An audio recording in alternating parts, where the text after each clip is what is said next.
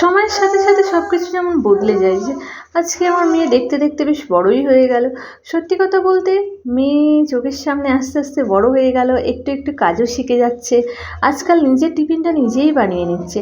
যেমন সেদিন হঠাৎ রান্নাঘরে গিয়ে পাস্তা বানিয়ে নিল, তাই তোমাদের সাথে আমি শেয়ার করলাম। প্রথমে পাস্তাটা ও তেল আর নুন দিয়ে সেদ্ধ বসিয়ে দিয়েছিল জলের মধ্যে।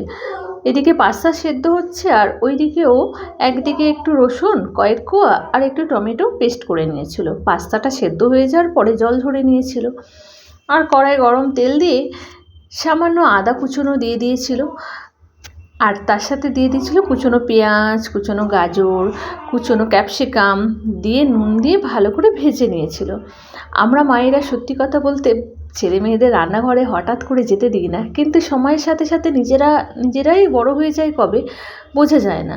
যাই হোক, তো পরিমাণ মতো নুন লঙ্কা দিয়ে তারপরে দিয়ে দিয়েছিল পেস্ট করা রসুন আর টমেটোটা, তারপরে হলুদ লঙ্কা গুঁড়ো আর দিয়ে দিয়েছিল ম্যাগি মশলা, তারপরে দিয়ে দিয়েছিল একটু অরিগ্যানো দিয়ে ভালো করে ওটা কষিয়ে নিয়েছিল।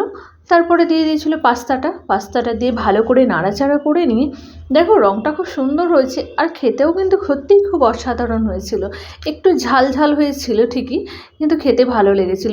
আবার অনেকেই ভাবতে পারো রসুনটা দেরিতে দিয়েছে বলে হয়তো গন্ধ, না না, একদমই না।